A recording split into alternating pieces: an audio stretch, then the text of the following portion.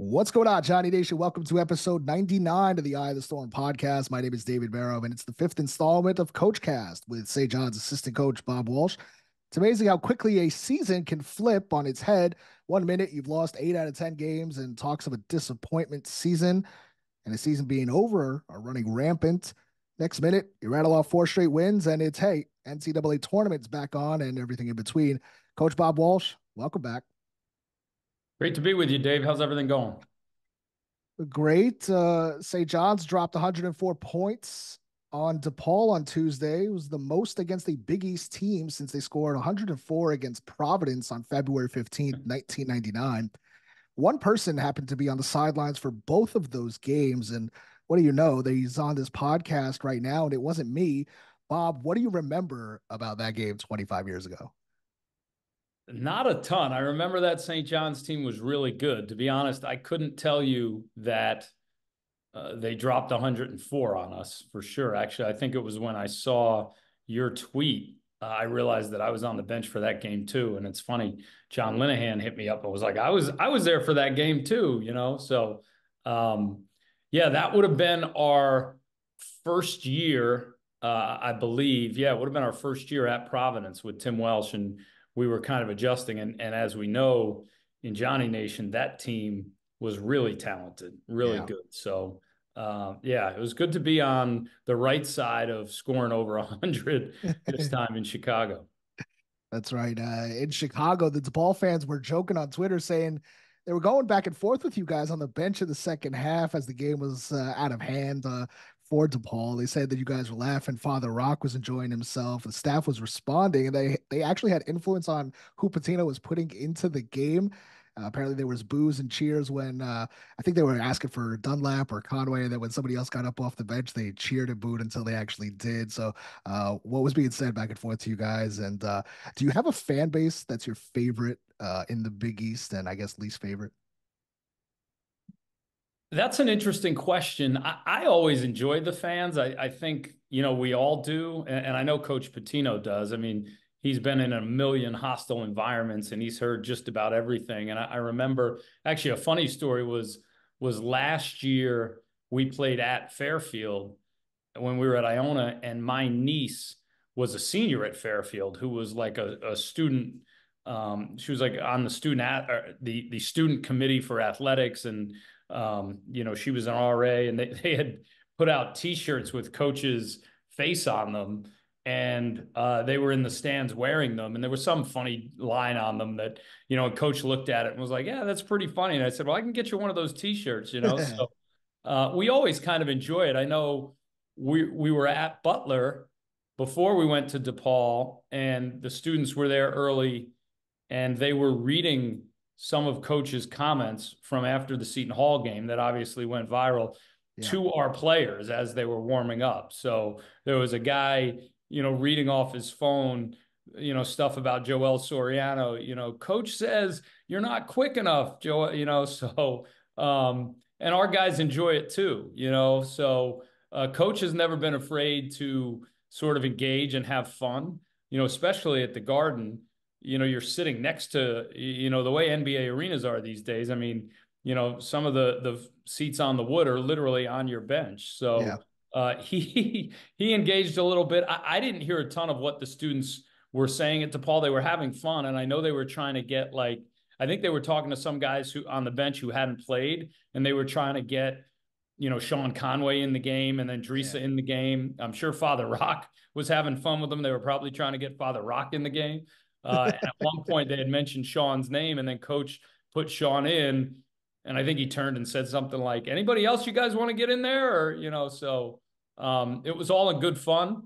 And Coach is obviously takes it all very seriously, but he has some lighthearted moments for sure. And Yeah. we were playing well. And look, when you're the Big East fan base, I love, a hostile environment. You go into Providence and they're all over you. You go into Connecticut, they're all over you. Obviously, bringing Coach Pitino back to the Big East, there's an energy towards him as well. You just enjoy it. Like that's what you love, to be a part of.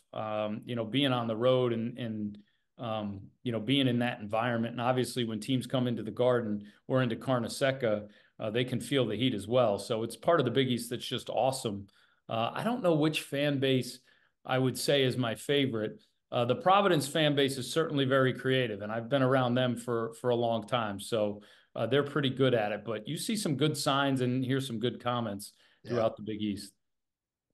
This streak started after St. John's blew a 19-point lead to Seton Hall, falling to 3 games under 500 in league play. Coach Pitino would make headlines, as you mentioned, in the press conference where he mentioned players by name, some of their deficiencies as well at the time. Did he tell the staff that he was going to do that? And what was your reaction to when you heard him say that? Great questions. He didn't. I mean, he didn't tell the staff. I mean, he doesn't. You know, honestly, after the games, he talks to the team. Then he goes and does the press. We're usually in there still talking to the team, talking to the guys individually. Then we go back, wait for him to come back. So it the truth is, it wasn't really that big of a deal internally. Coach is direct and honest and upfront all the time with the players, and brutally honest. And that's part of, I think that's part of what makes him great is, you're always going to know where you're at and what he thinks. And if the standard isn't being met, you're going to hear about it. And our guys understand that. So it wasn't like we saw it and we were like, oh man, what's going on here? Obviously you see some things online. We were really, really disappointed in the way we played. And it was kind of like a rock bottom feeling, at least for me. And I think for our players, because not only were we struggling to win games, but the way we lost that game, right? We were in total control in the first half. It seemed like we could just run them out of the building. And all of a sudden, with 5 minutes to go, they're in control of the game. So, but yeah, it wasn't something that I think was planned, or that as a coaching staff, we said, hey, we got to do, coach, when he speaks the truth. He talks about what he's thinking. That's the way he coaches our players. And I, quite honestly, I think they're equipped to handle that. And luckily we've responded pretty well. Danish Jenkins in today's media availability said that he took that as a challenge and said, if you say I can't move laterally, well, all right, watch me. Chris Ledlum said the other day that he knew the comments came from a place of love, and Joel Soriano said that it was supposed to be motivational. From your perspective, in the next few practices that follow, did you see a different energy from the players? Did you see them kind of take on this attitude of let's prove, coach, that that's not who we are? I don't know that I saw necessarily a different energy that day or the next day.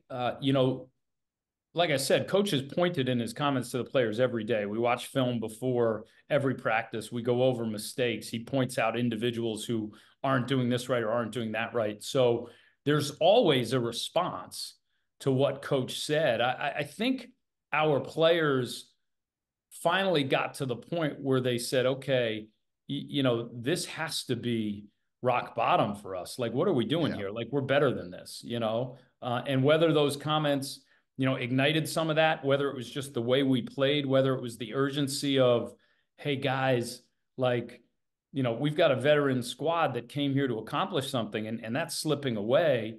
Put it all together. It wasn't like there was a different energy that day. Like, hey, we're going to prove this guy wrong.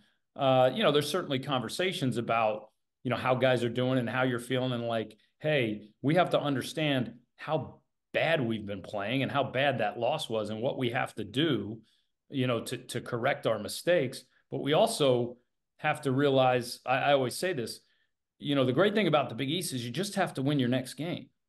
Like, just win your next game, no matter what's going on, win your next game. And now all of a sudden things start looking a little bit better, We went down to Georgetown and didn't play great. Like, we played great in spurts, and I think we came out with a great energy. And then our defense kind of let us down. We let them back in the game. We took a big lead in the second half.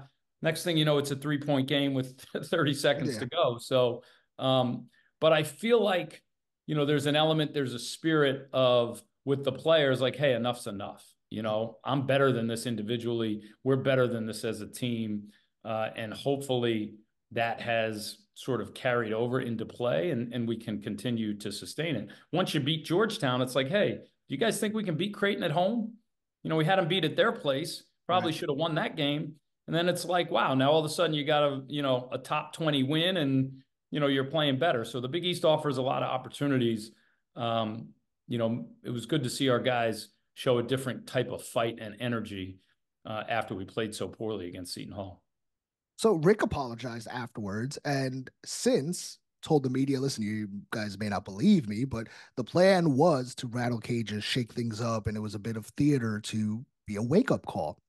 Given that St. John's has not lost since that moment, do you think it's something that galvanized the players? I think you've alluded to that, but in the midst of the losing streak prior to this, was the staff also searching for a way to shake things up with the players, perhaps individually or in practice, like you and Ricky Johns and Steve Maciel, Van? Were you guys like talking to maybe some of the guys, maybe some of the older guys? Was there different kinds of ways to try and get guys to, whether it's snap out of a cold streak or just figure out something?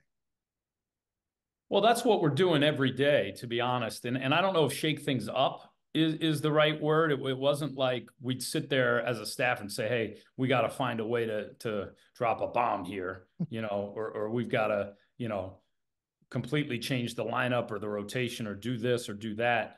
You're always trying to find ways to get the most out of the players. We're looking at guys like, Jordan Dingle and Joel and Chris Ledlum, who have shown flashes and have the ability to be terrific players. And the way I look at it, it's like, hey, we're not getting the most out of these guys. Mm-hmm. So the conversations are constantly about kind of trying to connect with them. Hey, what's going on? How are you feeling? What do we need to do better? What do you see out there? And I think, we got to the point where the guys started to really take ownership of everything that was happening. And like, look, guys, we can just play this out and, say, well, it didn't work. Well, we brought in a whole bunch of different guys and, we tried and we showed some flashes or it didn't work. Or we can, try and find a way to commit to each other and make sure we get the most out of it. So it wasn't, you're in the mix day to day. You're in the fight day to day, always trying to get the most out of, a guy like Nah, who's had some great moments for us. And then all of a sudden, struggling to make a shot and doesn't look comfortable out there. So you have those conversations, you have the conversations as a staff, you try and put the guys in the right place. And I think, there's an element of, urgency towards the end of the season. And, one of the things we guys, we're going to play these games, right? So, we can hang our heads and be upset and say, well, this and that isn't working or it didn't work, or we can try and dig our way out. And, I think with the veteran guys that we have and the desire that they have to play in the postseason and hopefully get to the NCAA tournament, we certainly pointed out that, guys, we have enough games left to still turn this thing around. I was a part of a team at Providence 4 years ago, the year the tournament got canceled. And, I told some of the guys this, we left Carnesecca Arena on like Valentine's Day. It was like February 13th or 14th. And we were one of the most disappointing teams in the country. And we were like 13-12. And we finished winning 6 games and like 5 of them were against ranked teams. And by the time March rolled around, we were projected to be like a 7 seed, so you do certainly point out that there's still time and there's still opportunity in the Big East and, try and get them to take some ownership of their approach every day, given the fact that we're struggling, and find a way to dig our way out of it. I don't necessarily mean this in a silly way, although it might come off that way, but given that coach talked about the lack of lateral quickness in the guys, and I mean, has there been an improvement in the lateral quickness or the issues noted with the players since that, quote unquote call out? The defense has vastly improved besides that Georgetown game since Rick did that.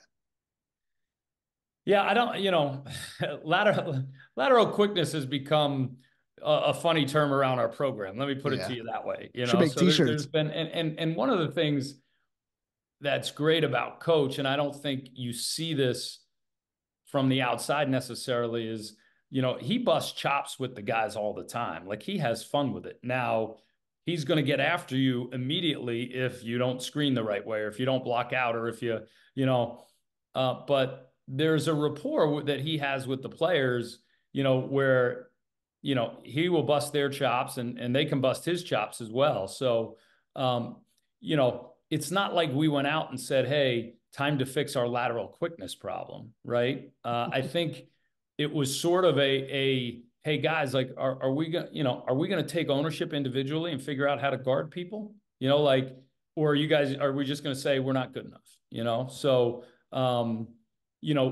we've tried to continue to try to put our guys in the best position, to play defensively, to fit, what we have, and to fit the matchups that we have.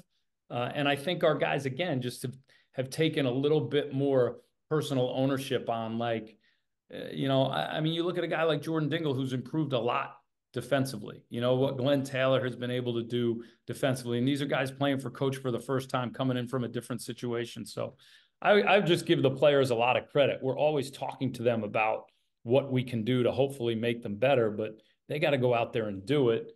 And, the last couple of weeks, they've gone out there and done it. Well, Bob, you lead me into the $1 million question. Everybody wants to know the answer to this. What has clicked and what has changed during this 4-game winning streak that is St. John's narrowly beat Georgetown, but then knock off number 15, Creighton at the Garden, Butler and DePaul on the road?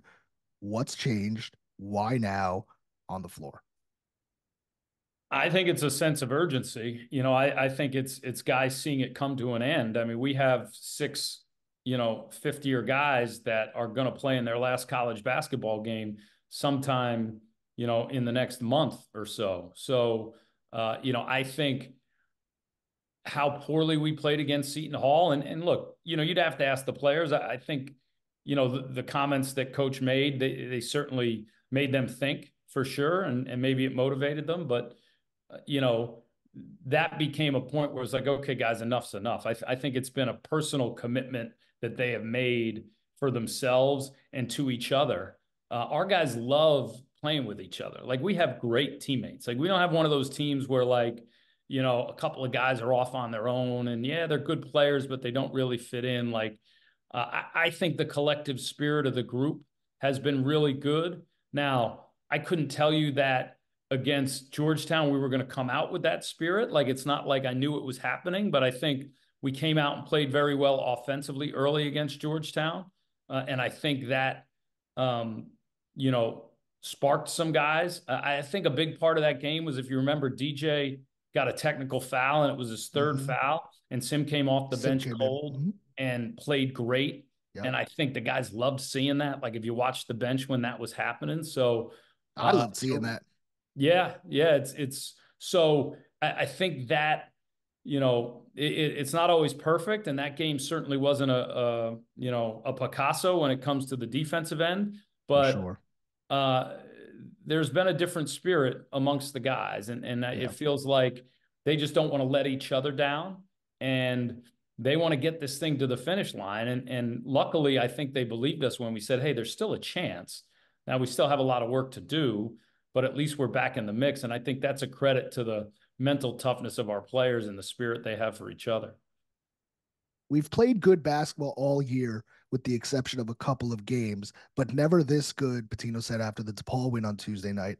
In the past 3 games, St. John's has 67 assists and just 15 turnovers, an impressive 4.5-to-1 ratio. Bob, what's been the biggest adjustment the staff has made offensively during this stretch, as St. John's has averaged 89 points per game and have beaten opponents by an average of 17 points? I don't know if we've made a specific adjustment. I think we've opened up the floor a little bit more, where, we're and again, this is stuff that coaches harped on all year, right? Moving the ball, sharing the ball, our spacing, getting it to both sides. I think there's a better understanding of playing with both sides of the floor, whereas, if we're reversing it through the high post and we were on one side, get it to the other side and get it there fast and play with pace. So when we play with pace and we open it up to both sides of the floor, I think we're a lot tougher to guard. So we've tried to emphasize that for sure. Coach has emphasized it all year. I think the Yeah. guys have a little bit better understanding now and a little bit better feel for it. Yeah, I Uh, feel like that's something that you've mentioned before too, when we've spoken. So it kind of sounds like everything's kind of just timing wise is coming together in what you're talking about. Yeah, our guys, I think they have a better understanding. And look, it helps when you're making shots, Right. and you know, Jordan Dingle's found his stroke a little bit, and that allows us to space the floor. And DJ's, really been shooting the ball well, and success breeds success. You get a couple of like one more passes for an open three, it brings some energy, and now all of a sudden the ball has a ton of energy, and I think that may be the biggest difference. Like, let the ball do the work. Like there's probably less dribbling going on. Quite honestly, just because we're really emphasizing getting the ball to both sides, and not to say guys aren't making plays off the dribble, but rather than waiting for a ball screen and kind of slowing down, we'll play through the 5-man, get the ball reversed, get action going on the other side, and the guys are playing with some confidence, and that makes us hard to guard. You bring up Jordan Dingle, the Ivy League duo of Jordan and Chris Ledlum have helped power this streak for St. John's. Ledlum has been battling a nagging injury for his ankle, but he's averaged 12 points per game, 5.5 rebounds, 2 blocks per game during this streak. And Jordan Dingle is playing like the UPenn version of himself, 17 points per game, and is 7 of 16 from 3-point range. What's been the key for both of them to get going? Because this is the Jordan Dingle that every fan thought they were getting from UPenn. He looks so much more confident out there. He looks like he's looking for that mid-range jumper that he is hunting, and he's hitting that shot.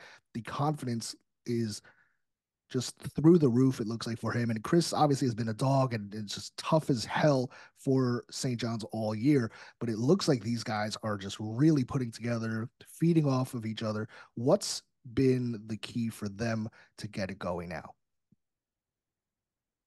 Well, I think it's a comfort level with what's expected of them that takes a while. The standards are really high, and coach is incredibly demanding. He's relentless about what you do as far as preparation, work ethic, performance. So, I do think they've probably gotten up to a point where they're comfortable with what is expected of them, and then combine that with the sense of urgency of seeing those games starting to get chopped off the calendar and not having too many left.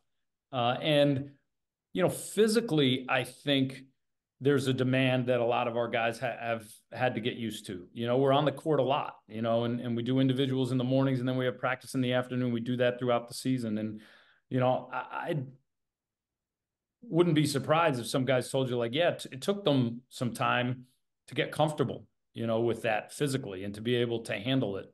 So I think the combination, all of it is, those guys have a sense of urgency with it being late. They have some confidence now. Like, okay, I know what coach expects. I know what, is expected of us, and, what my teammates expect of us. And, those guys want to perform down the stretch and get us hopefully to an NCAA tournament. You see that in the way they're playing. How much does the staff put into momentum and beating a team like Creighton at the Garden, a ranked team, a team that is projected as a, top 6 seed in the NCAA tournament, has been at the top of the Big East. Getting a win like that, especially given everything that happened, then pairing that with the Butler road win. I mean, how much does the staff believe in something like that? Like, you're just positive momentum and just rolling it into one game after another. I mean, is that just things that the fans conjure up, or is there real quantifiable things that you guys have and try to get the players to understand and carry into each game afterwards?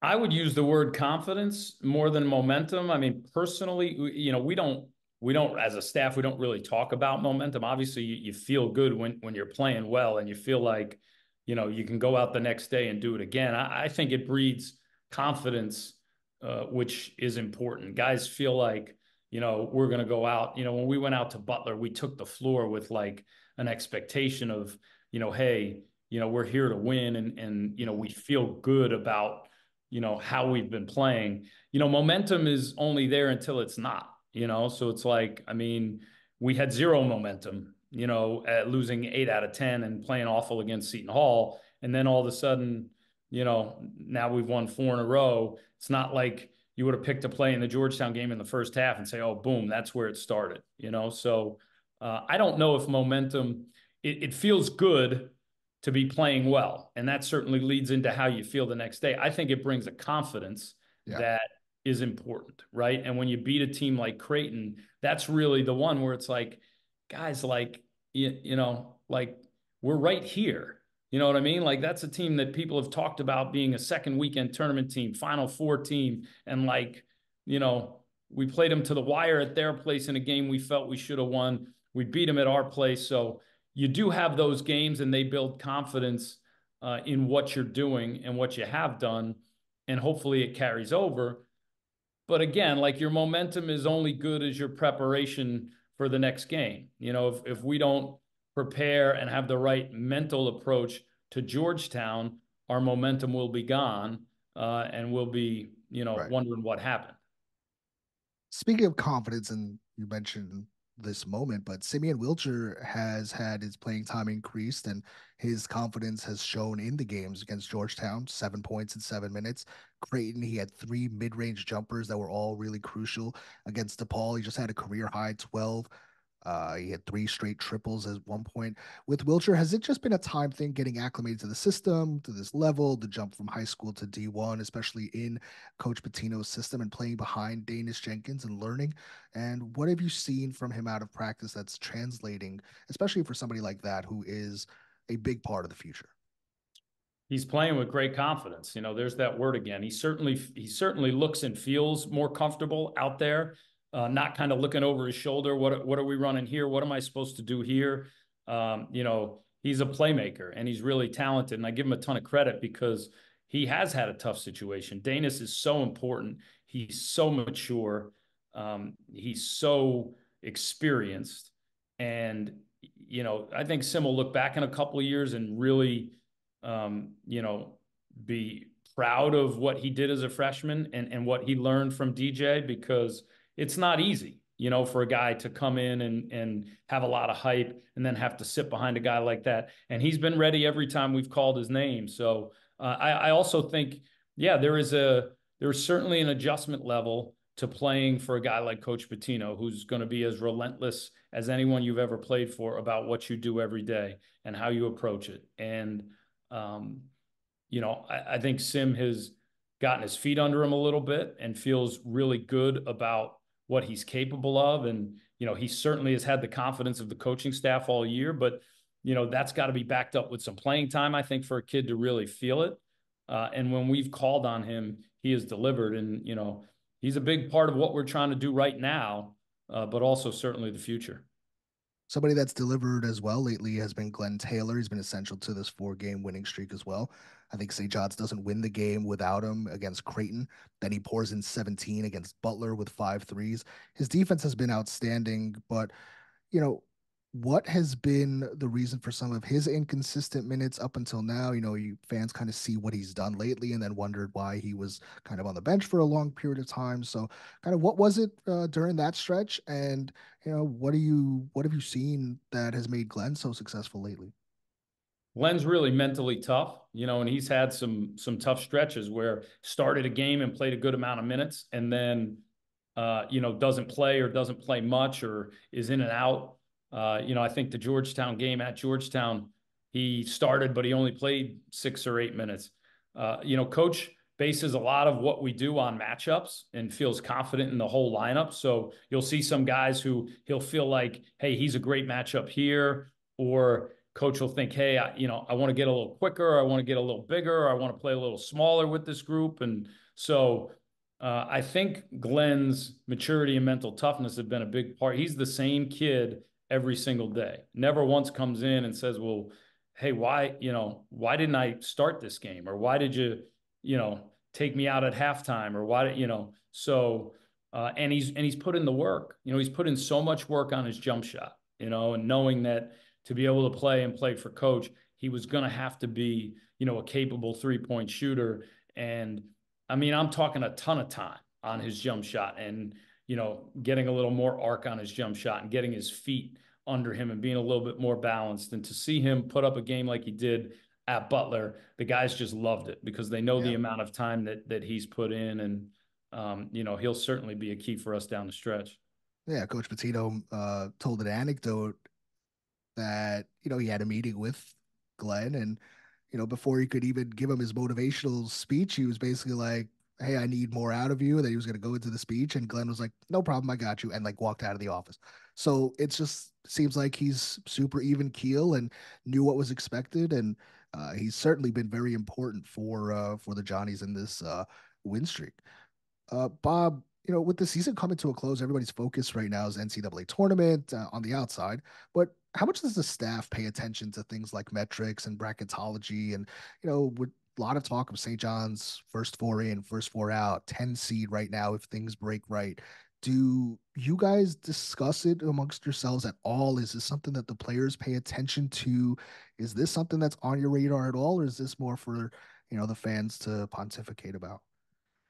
No, it's definitely on our radar. I can't speak for the players that much, but I'm sure they know. I mean, look, if you're involved in college basketball, it's in your face every day, right? We're using Ken Palm and analytics to prepare for our opponents, and you've got a Ken Palm ranking, and that plays into the net. So, yeah, we know exactly where we stand. We know who we should be rooting for at night. We know that Utah playing well is important, because that's a win and it's a quad one win. And we need it to stay a quad one win. And if they struggle down the stretch, it might not. So, yeah, we talk about it for sure. You're always thinking about it.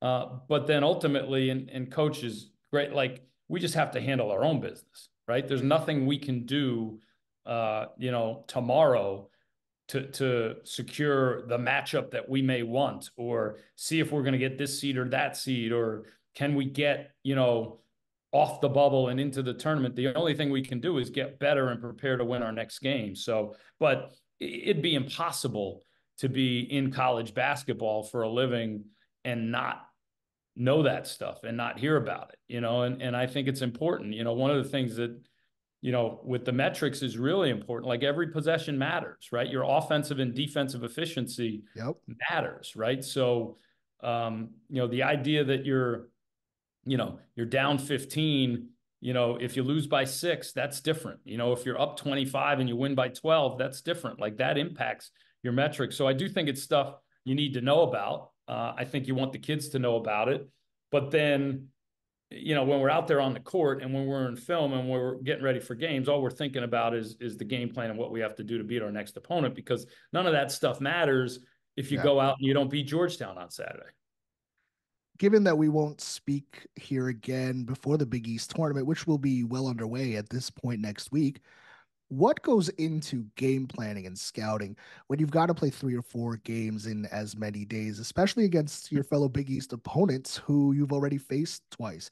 Is there one plan for each game with slight tweaks? Is it individualized based on each opponent or specific players? How do you guys, I guess, efficiently plan for so much in so little time? Well, luckily, we'll have played both teams twice, right? So we'll have a full scouting report done. It starts with figuring out who you're going to play, and right now, as it sits, you can say, like, okay, if we win, I think we have 3 possible opponents, right? So if we win on Saturday, we're either going to play DePaul, Seton Hall, or Marquette. I think is because we'll be the 5 or the 6 seed depending on what other stuff happens. I don't think we can get to the 4 seed. We could possibly slide to the 7 or the 8 if we don't win. So you look at it that way, and you start looking at, okay, who had the main scout for those teams, right? Who's doing personnel, who's doing I actually have the Georgetown scout, so I have the last scout here. I didn't have any of those 3 teams, right? So I probably won't have the main scout for our first opponent. Hopefully, if we go on to beat Georgetown. So you're prepared, but you're constantly looking forward, So I'm worried about Georgetown right now. Saturday night at 10:30, we should know who we're going to play. When that UConn or I think maybe the Seton Hall game is the last game and UConn Providence is late, we'll know who we're going to play. And then, whoever's got the lead scout for that team will take control of that. We mix it up so that other people do parts of the scout with baseline out of bounds and press attack and that kind of stuff. And then, we'll certainly anticipate hopefully a win, whoever we play in that game, because you've got to be prepared as soon as the game is over. So it's not as hectic as it will be, say, for the NCAA tournament, right? Because hopefully we're in the NCAA tournament and you'll find out an opponent, at 6:15 on Sunday night that you haven't played all year, and you got to get their information. We've played these teams, all of them within the last month. So we have a pretty good feel for it. And then, you look back at what worked, what didn't work, what adjustments are they going to make? What adjustments do we think we have to make? You said you got the scout for Georgetown, last game of the season. They've got Jaden Epps, Supreme Cook, two guys that have played pretty well this season. Overall, they've had a not great season in Ed Cooley's first year, but they'll hopefully get it turned around in a year or so. Ed Cooley's a tremendous coach, but since you've got the scout, what needs to be done against Georgetown on Saturday afternoon? Georgetown's a very dangerous offensive team. So, and when they're good, they do a couple of things. When they play really well offensively, they make threes, they get to the offensive glass, and they get to the free throw line. So we've got to make sure we keep them out of transition to start, because they were able to get downhill in transition a little bit against us in our first game in the second half, and that's where they get some threes. We've got to take the three away, and we've got to make sure we guard them without fouling. I think they shot 6 for 10 from the 3-point line in the second half against us, and they took 15 free throws in that half. So it's a lot of it is about containing the ball. It's about keeping the ball in front of us and making sure they only get one shot. When they are really good offensively, they make threes, they get to the offensive glass, and they get to the foul line. So that's three areas that we have to be really good at. We'll end it with this. St. John's is trending towards dancing as we speak tonight. You've been to the NCAA tournament a few times with Providence, last year with Iona. Should St. John's get there, what can the team expect? How different is it outside the lines in terms of preparation, the magnitude, the crowd, the atmosphere? You just talked about how quickly you got to prepare. Obviously, in this technology age, how quickly can you guys get film and a full scouting report on your opponent when you probably only have 3.5 days to get ready if all things break right?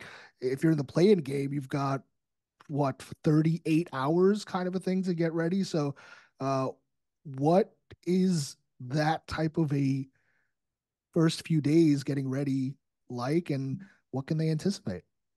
Well, the players can anticipate a different type of feeling and electricity throughout their body the entire week. It's the pinnacle of what we do, right? It's what you grew up watching on TV. It's where you're trying to get to every year. So I think for them, it's a level of excitement, right? The band is there when you're leaving campus, or the band is at the hotel when you're leaving the hotel to go to the game. There's public practices that people are coming to watch. Everything is regulated, right down to like what cups you can bring out onto the floor and drink water out of. So the energy is different. A lot around you is different. And what you have to do is make sure that the stuff that you can control is not different, right? It's about preparing for a game. We'll do the work to get them the information they need, but they have to handle that energy and that electricity and that emotion and turn it into focus on who our first opponent is, because the only thing better than getting into the NCAA tournament is winning in the NCAA tournament. It's a great feeling, and they're going to want to experience that for sure. It's a feeling that St. John's fans have not been able to experience in 23 years. Hopefully that changes in just a few weeks. St. John's trending in the right direction. 4 in a row, last game of the season against Georgetown coming up on Saturday. Assistant Coach Bob Walsh, thank you as always for joining us. Episode 5 of Coachcast. Thank you all season for joining us. You have been a plethora of knowledge and giving us a peek behind the curtain, and I know I speak for the entire fan base and all the listeners that appreciate your time. Thank you so much. Best of luck for this last game, and let's go win a few games in the Big East tournament and carry that over into March Madness. It's been my pleasure, Dave. I appreciate everything you do, and I look forward to wrapping it all up. Hopefully, after a bit of a run in the NCAA tournament. Absolutely. I'll see you in April then. Johnny Nation, thank you so much. Thank you to Bob Walsh. See you at the Garden, 12 o'clock against Georgetown. Catch you next time.